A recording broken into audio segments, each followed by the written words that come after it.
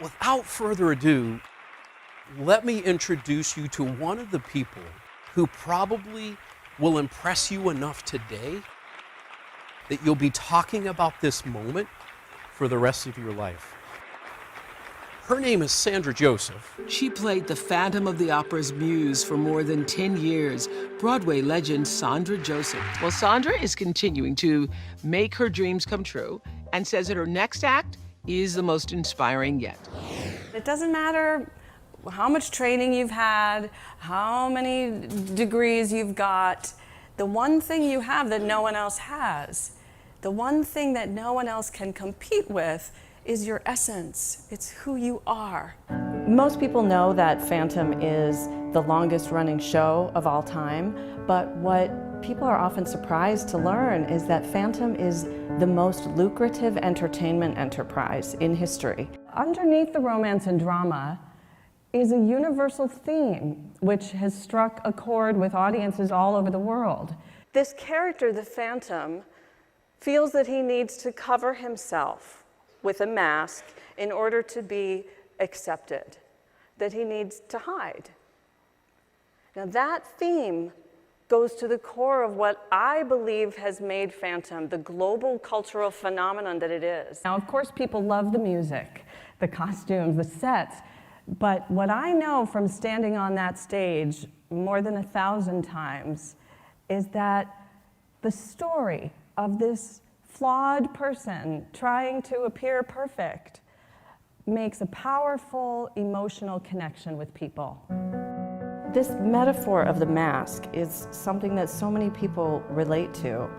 I think so often we put on these masks, these personas, we try to show up the way that we think other people want us to, when what they really want is our authentic essence. What they really want is connection. So instead, I pre-planned every move I would make. I gave them big arm gestures, choreographed steps, dramatic movements across the stage, and when I finished the audition, the assistant director pulled me aside and said, "What the hell was that?"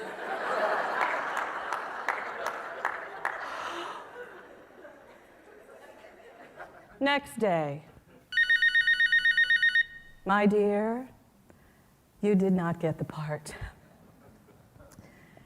And there was no but this time.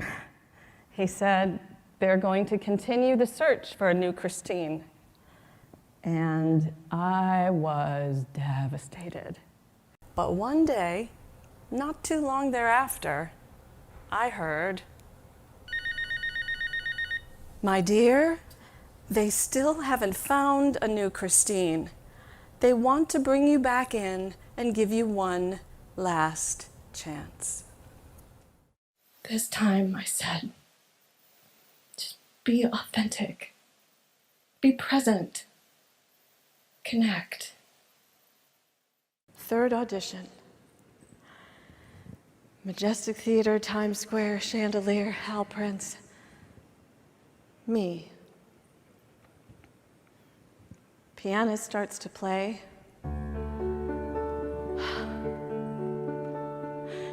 Think of me fondly when we've said goodbye. Remember me every so often. Promise me you'll try. The next day, my phone rang again. If you ever find a moment, spare a thought for me. My dear, you got the part! I got the part!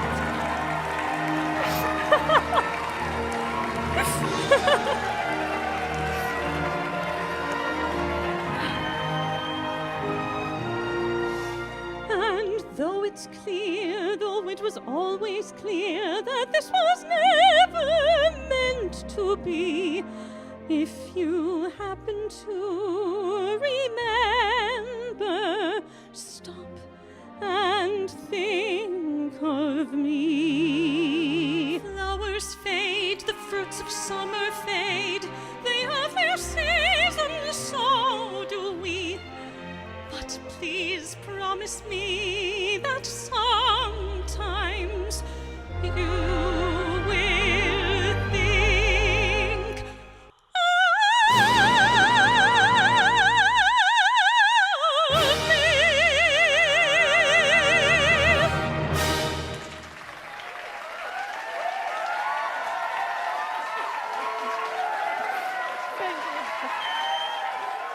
What I love so much now in my role as a speaker is I get to go in and help people identify their masks and really take an honest look at how am I showing up? And is there a mask that's getting in the way of my ability to create authentic connection in my personal and professional life? What could you say to yourself to give you that permission to be unmasked and authentic and invite connection even more into your life? When I started doing that on and off the stage, it brought gifts I could never have seen coming. When the show played the Kennedy Center, we got a new Phantom. Well, this new actor and I had really great chemistry on stage and off stage. And I married the Phantom. How about that? No matter what industry you're in, we all can relate to what it takes to pick ourselves up after we fail, to have to show up and bring our best, perform at the highest level when the stakes are incredibly high. So how do we do that? How do you keep it fresh?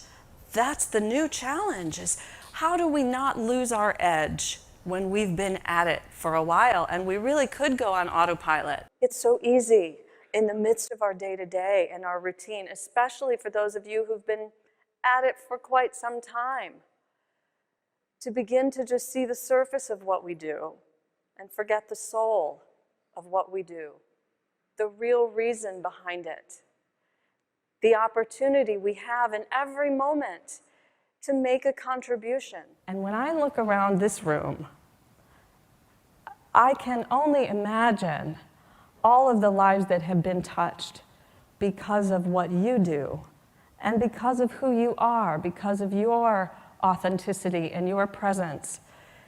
If we could see the ripple effect of your life, your impact is going to go on for generations, long after we're all gone. I really feel like my entire Phantom journey was preparing me for what it is that I get to do now. You were cast in the role of a lifetime. There is no one else on earth who can play your part. How you play that part is up to you. It is such a privilege to get to use what I have, to use my voice, to help people achieve the highest vision they hold for themselves. In every moment we have a choice. We can either walk in the direction of fear or we can walk in the direction of love. We can sneak out the back and hide, or we can choose to walk courageously into each unrehearsed moment we're given. Mask off, heart open, knowing that the greatest gift you can give yourself, your loved ones, and this world is to live the freest and fullest expression of exactly who you are. Thank you.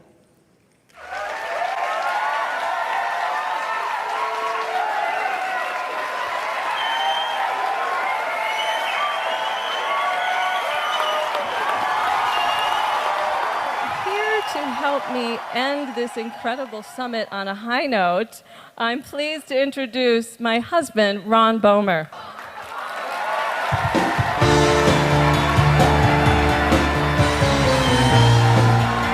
The Phantom of the Opera is there in the smile